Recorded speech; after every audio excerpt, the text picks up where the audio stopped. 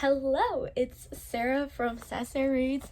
A long time no see. Do you know I must have filmed like 20 vlogs after I posted a bunch of 2022 releases and I never uploaded any of them. So I just went through my camera and I scrapped all the videos that I've had queued up for years that were giving me anxiety about editing because I was like, the dauntingness of these projects left unfinished was weighing on me. So you know what? 2023, we're just diving in.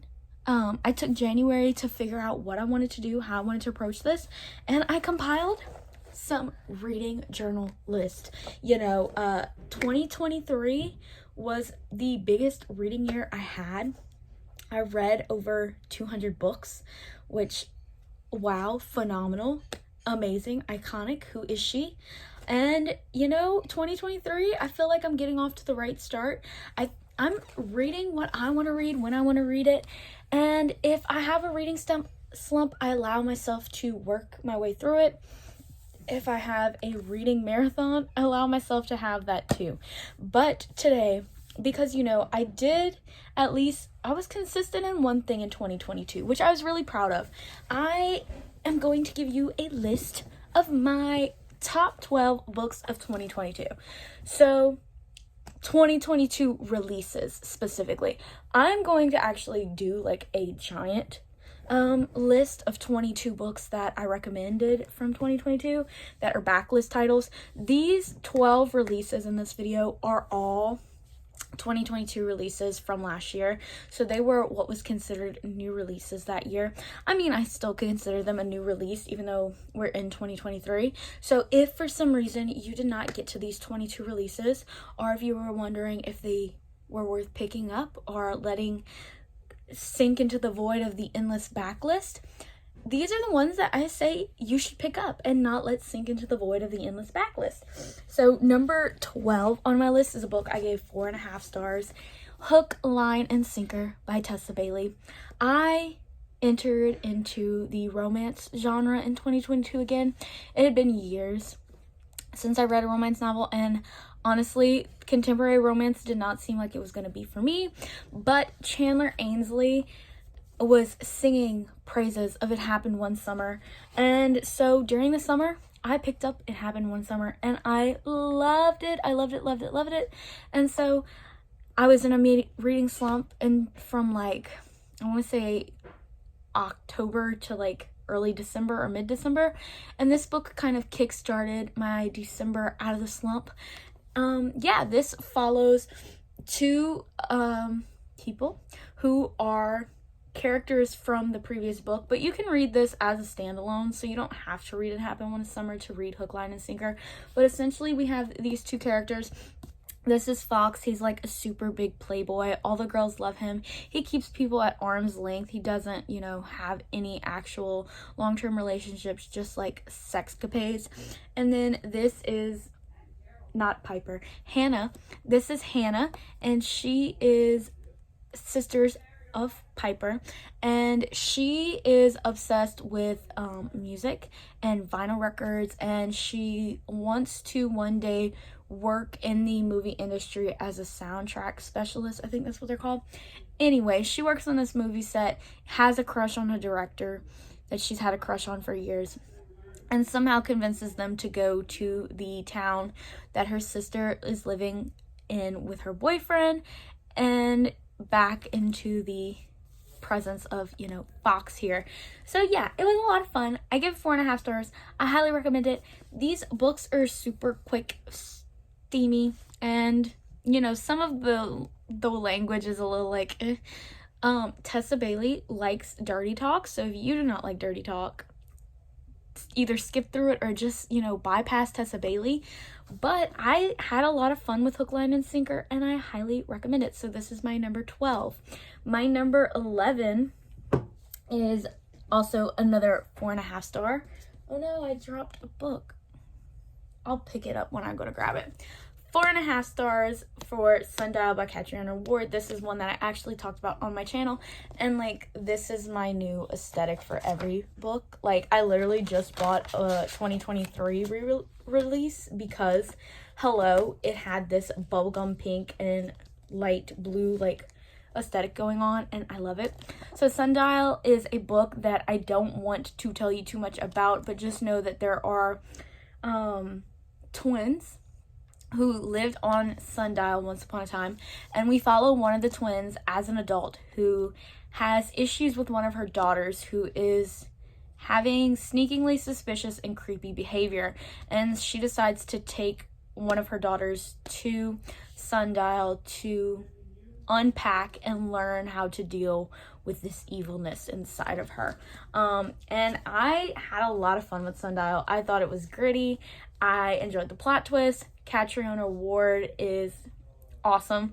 And I prefer this one to Last House on Needless Street, even though I do think that that one is quite good as well. But this one was up my alley. It had the desert vibes. It had the ominous presence. I liked it. So this is my number 11 2022 release that I recommend. And then number 10, I do not own a physical copy of, but I did actually purchase the ebook, which is rare. I very rarely purchase ebooks, but I think it was like $3 or $4.99. So I was like, yeah, buy. And I hate the cover, so I don't want to own a copy of it, even though I love it. I gave this book 4.5 stars as well. It is Below by Laurel Hightower, who has quickly become a new favorite author of mine as of 2022. I read 2 of her novellas and I was blown away. Laurel Hightower is superb. But Below follows a woman who is driving on the road, and she is dealing with the onslaught of a divorce and battling this voice in her head, who is her now ex-husband, telling her that she's worthless, and, you know, just this really intense, degrading kind of voice in her head. And she ends up meeting this truck driver who offers to help her make it to her destination, or at least make it safely through the snowstorm. It does take a terrifying turn though, and we encounter the Mothman. So yeah, this is a creature feature book. Below is fun. Like, it had some good plot twists, and I really enjoyed it. I liked where it went. I was not expecting to like it as much as I did, but Below was a fun time, and everyone who I've heard recommend it has agreed that it is a fun novella that should be read. And if you want something fast-paced and short that is non-committal, Below is the way to go. Like I said, it was super cheap on Amazon for the ebook. If you want the paperback, that's cool too, but the ebook, quick read, flew through it in like a night, within like an hour or two, and I highly recommend it. So Below is my number 10 2022 release. Then my number 9 2022 release, I also do not own a copy of. I checked out from my library. It is, I don't even know what number this book is. It's in the Wayward Children series. It is Where the Drowned Girls Go by Seanan McGuire. I gave this one 5 stars. Where the Drowned Girls Go is a really wonderful inclusion into the Wayward Children series. It was not my favorite of the Wayward Children novels, but I had a lot of fun with it, and I always love portal fantasies and, you know, just going into these explorations and revisiting worlds that children find due to their trauma and the lack of belonging in their early childhood years. And I love this series so much, so I'm glad that I am caught up now and I'm ready to read the 2023 release. I was able to catch up in 2022, which is crazy because I started reading the series in like 2019, and it was taking me forever to actively commit because my library did not always have the audiobooks, and I got frustrated of waiting, and so I purchased the horse book, you know, Across the Green Grass Fields, and I caught up. So, you know, whatever you have to do to catch up. But that is my number 9 2022 release, Where the Drowned Girls Go by Seanan McGuire. My number 8 2022 release, I do not own a copy of, but I do want to purchase a copy. It is a book that I got an e-arc of from NetGalley called Homegirlhood by Ebony Stewart, who is actually a Louisiana poet. So when I read that, like, she's from here, and then she's not actually far from where I'm located, I was like, okay, girl, I know your poetry language. And, like, Louisiana dialect and poetry is, like, we say things that most people are like, huh, what does that mean? And even, like, southern Louisiana more specifically, like, once you go under I-10 people won't understand what you're saying, because we have like a lot of colloquialisms and a lot of just things that we say that are not common to even northern Louisiana. And so she did have a couple things in her poetry, and I was like, yes, I understand you, Ebony Stewart. And I just really, really loved her Girl Home Hood. I thought it was excellent. It was one of the best poetry collections that I read last year. It's not my favorite. I will talk about my favorite in a second. But it was one that I really enjoyed. And I consider Ebony Stewart a new favorite poet after reading this one and another collection by her. So I'm excited. I want to buy my own copy of that. I need to make a mental note to go and buy that. So that is my number 8 2022 release, Home Girl Hood by Ebony Stewart. Then my number 7 release for 2022 is Lucky Girl by M. Rickert. This is the book that was the first 5-star book that I had after not having a 5-star read in 2 months within 2022. This book, it was so much fun. Okay, so Lucky Girl, which has like 2 subtitles, is called Lucky Girl, How I Became a Horror Writer, a Krampus Story. So it's so much fun. It's so short. It is just engaging, gripping. Some of the best like plot twist I've read in 2022. I had so much fun with it. It broke me out of my reading slump, and after I read this book, it was like just 5-star releases were flying at me. I was like, this book did it. It did it. It did it. And it felt like nothing would ever do that.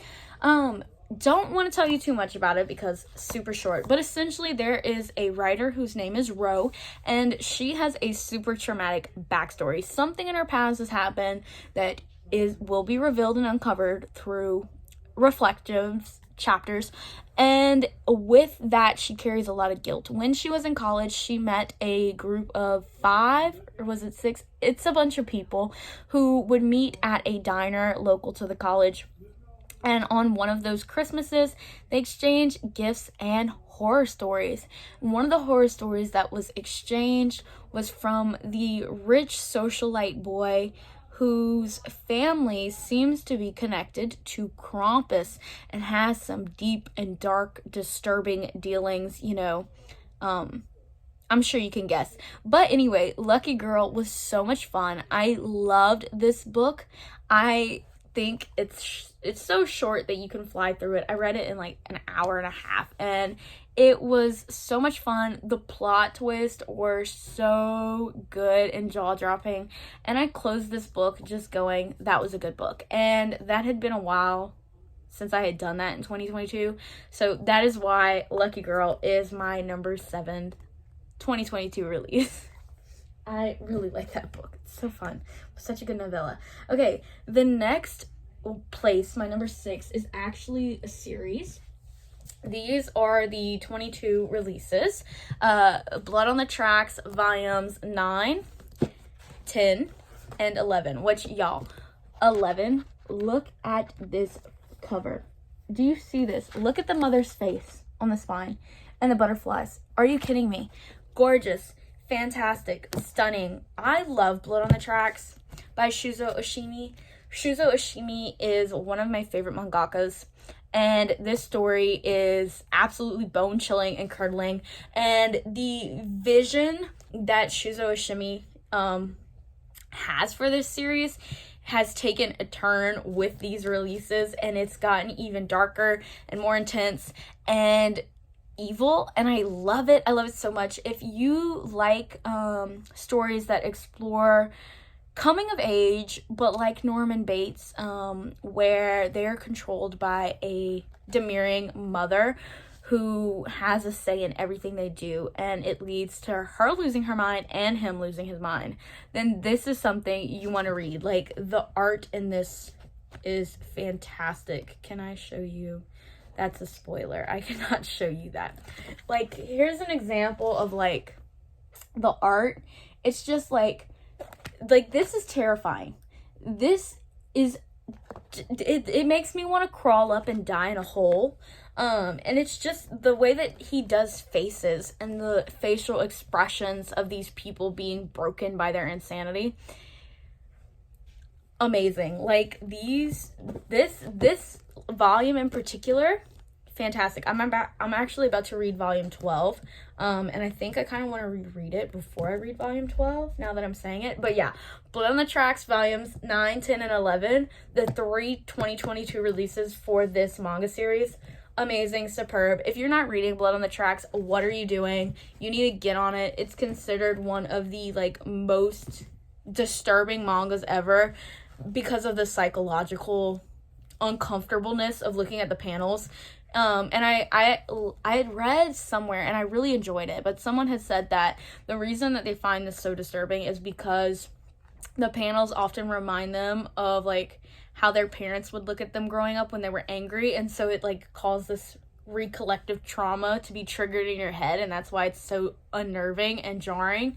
And yeah, that is exactly it. Every time I read one of these, I'm, like, hoping I don't have, like, a PTSD flashback or something, but I love Blood on the Tracks, so that is my number 6 2022 releases.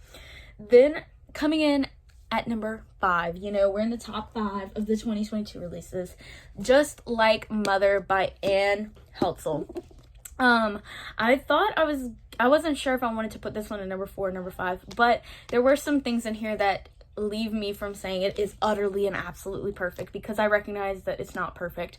Just Like Mother has some issues, but I am championing this book hardcore. Like, it is creepy, it is weird. We follow Maeve, who has escaped from a cult as a child, and she ends up reconnecting with her cousin who also escaped the cult in their adult years, and then stuff starts to happen, and it leaves a trail of dead bodies, and Maeve being isolated and alone and forced into this big gothic giant mansion with these weird babies that her cousin creates.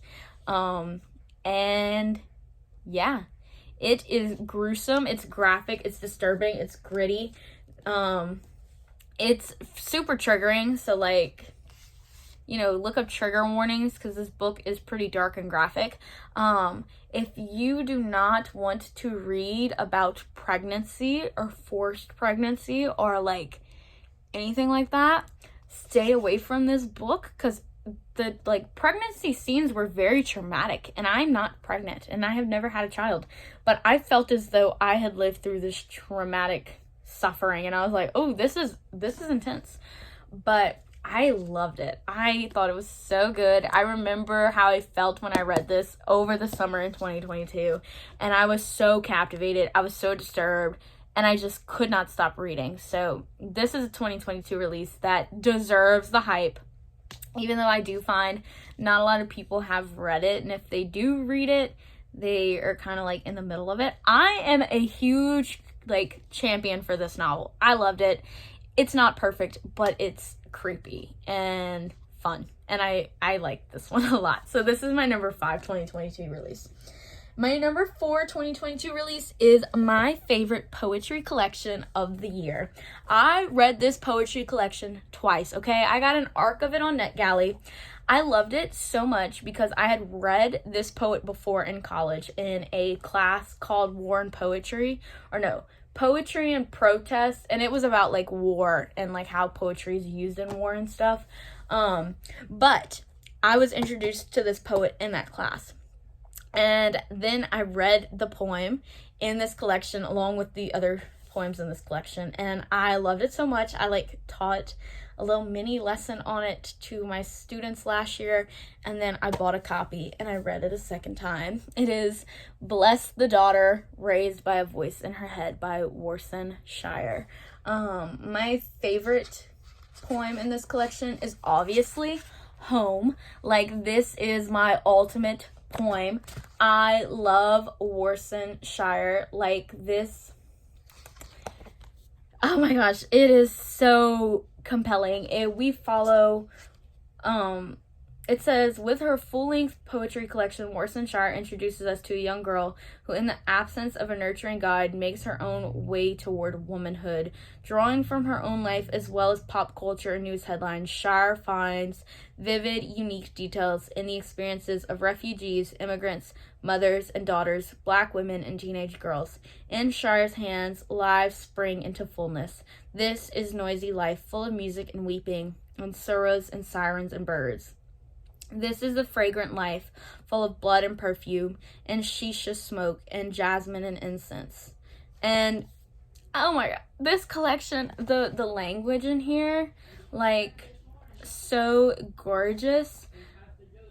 Let's see, like, here is,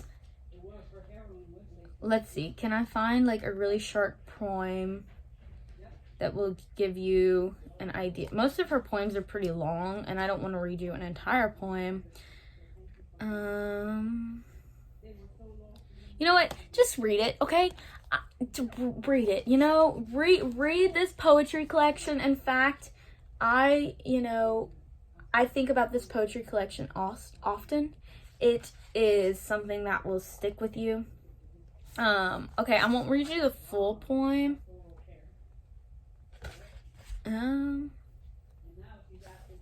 I'll read you a portion of the poem called Bless Your Ugly Daughter. Your daughter's face is a small riot. Her hands are a civil war. She is a refugee camp tucked behind her ear. Her body is a body littered with ugly things. But God doesn't she wear the world well? God, doesn't she wear the world well? This collection, stunning. I read it twice. I'm going to keep reading it. I'll probably read it 1,000 times. It is wonderful, moving.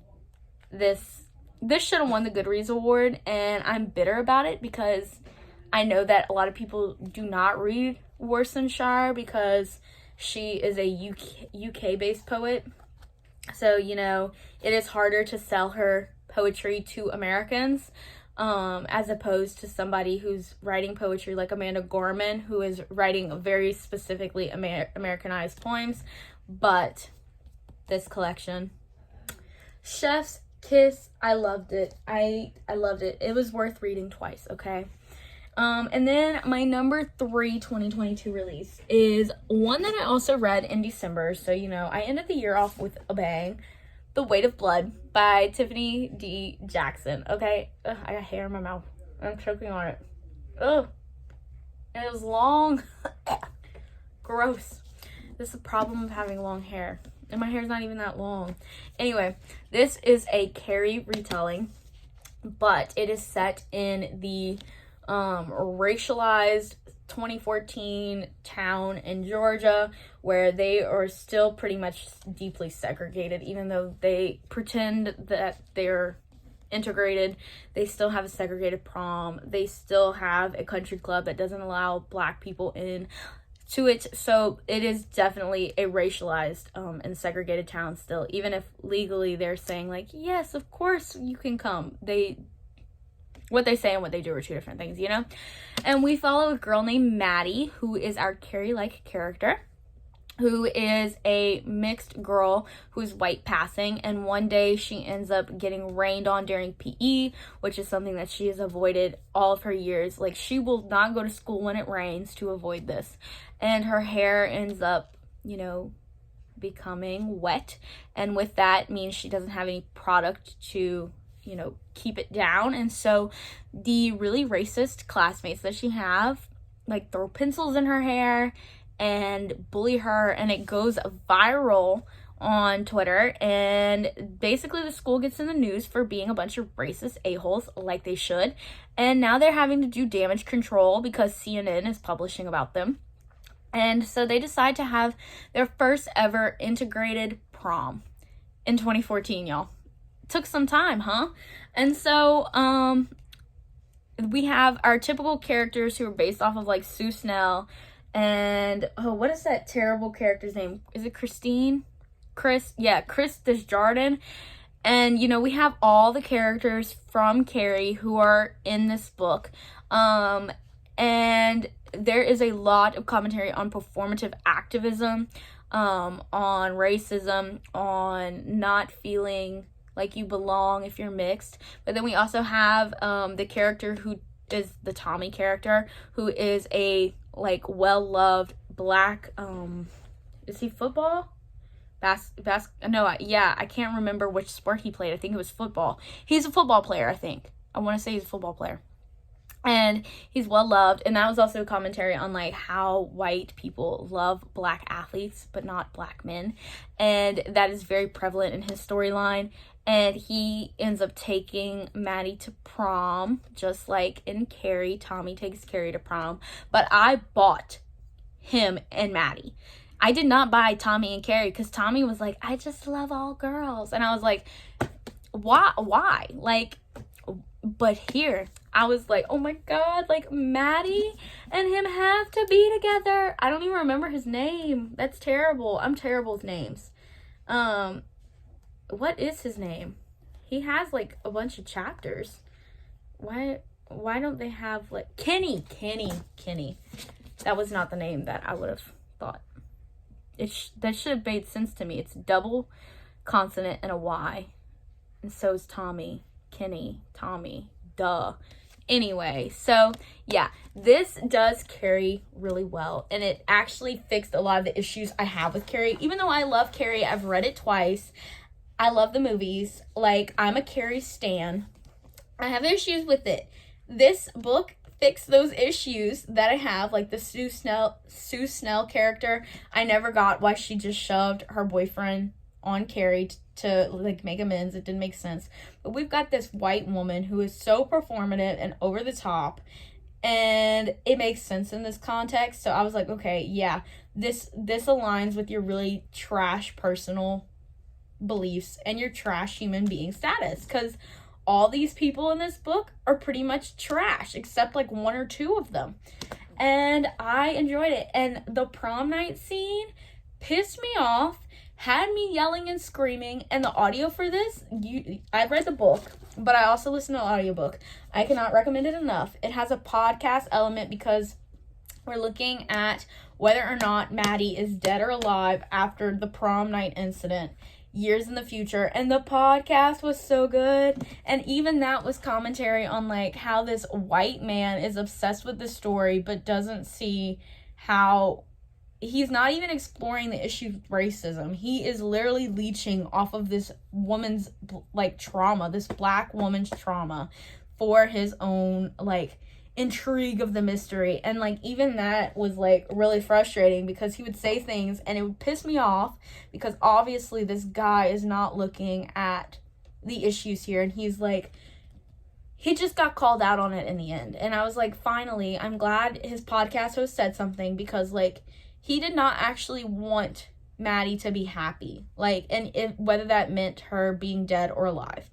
It was more so like, I want to solve the mystery. And it wasn't to solve the mystery to like give Maddie a name or to help Maddie's story be told. It was because this white man wanted to solve a mystery and feel good about himself. And this book was fabulous. I love The Weight of Blood. I love Tiffany D. Jackson. I loved Grown. This, though, beat out Grown for me, which is shocking because Grown was my jam when I read that. Like, that book messed me up. It made me cry. It made me feel so many things. This book made me cry. It made me feel so many things. But because I'm a horror girl at heart, The Weight of Blood spoke to my essence and my being. And so, you know, that's why it's my number 3 pick.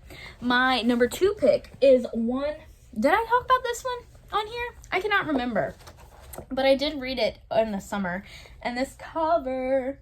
It's called We Can Never Leave This Place by Eric LaRocca. I read a lot of Eric LaRocca in 2023. But, like, this book, I just have, like, highlight on highlight on highlight on highlight in this little tiny 100-page novella. We follow a girl named Mara who is trapped in a house, and her father dies, and her mother brings back this man who is called the Spider. And this is a dark fantasy fairy tale, and it is evocative in the fact that you do not know if these are actual animal creatures or people.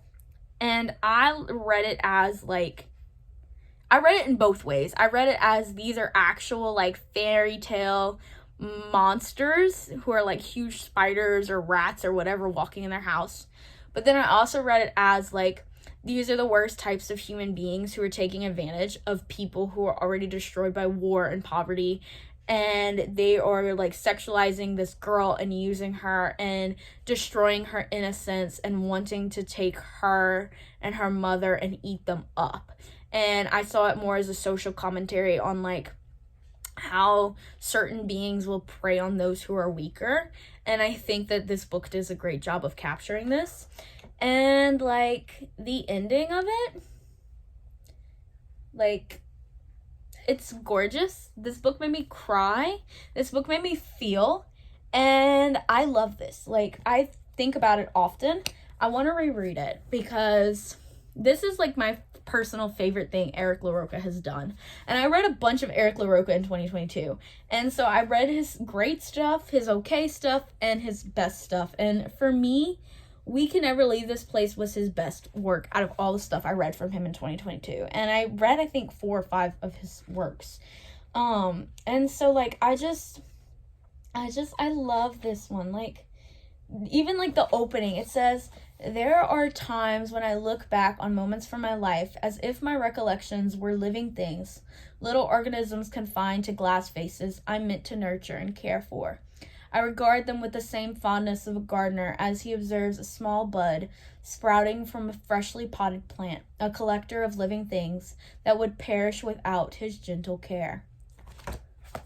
Oh my gosh, this book is so great. And, you know, like, I think there's also some commentary possibly on, like, World War II, because I'm not sure if this is set in World War II or not, which is why I want to reread it, because I want, like, more understanding of if this is, like, a future apocalypse, or is this like commentary on World War II or in a World War II like future, because all the characters in this book have Jewish names. So I was trying to like figure out, like, is this, you know, unpacking some anti-Semitism as well, and then if we're like exploring this from a lens of a Jewish fairy tale, that also has to be read slightly different because all cultures tell stories differently.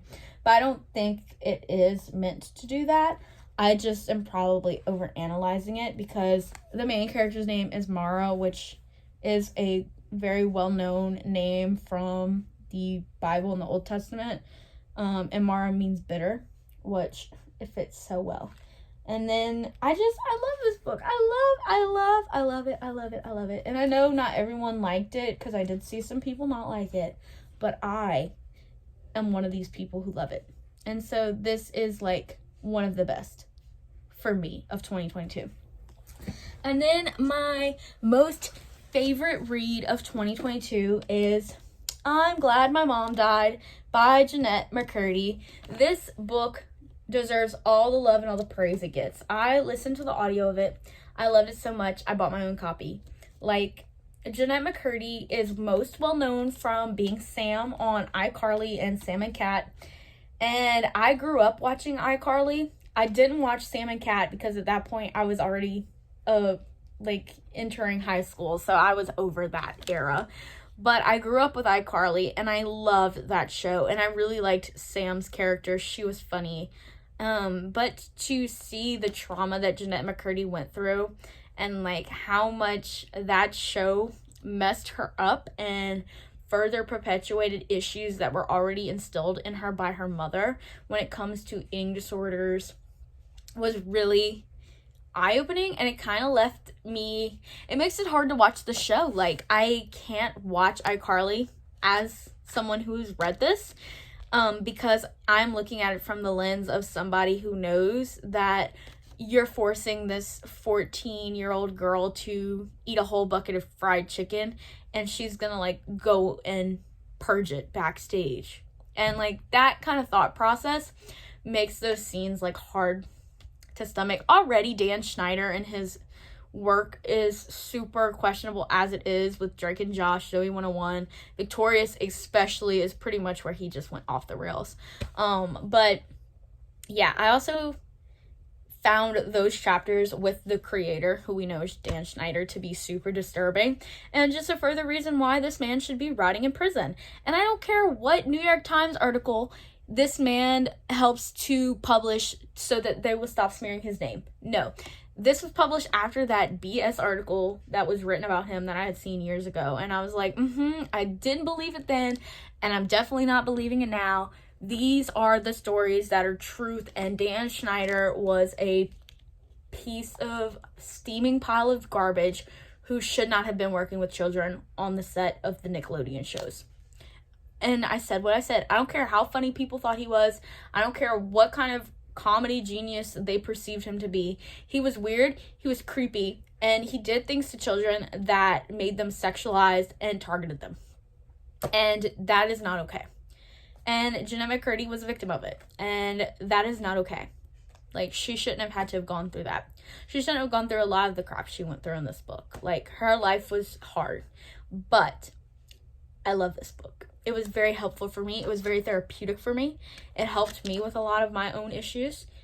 And, you know, if I hadn't read this book, who knows if I would have been able to address my issues. I feel like it was easier for me to relate to her because she's a survivor and someone who recognizes what she's been through.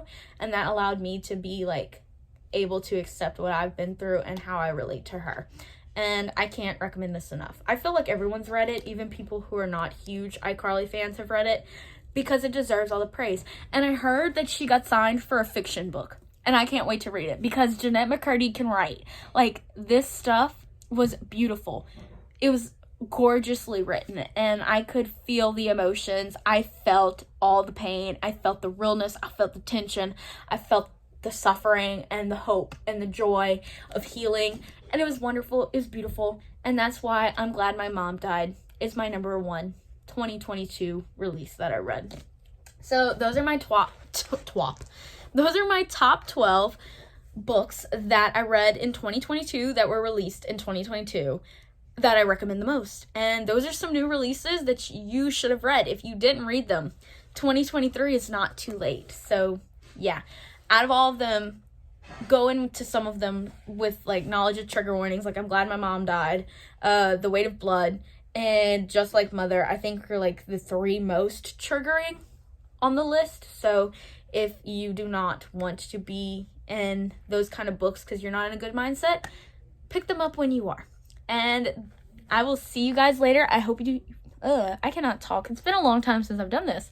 So leave me a comment down below. What was your top 2022 book release? Don't forget to subscribe, and I will catch you around. Bye, and happy reading.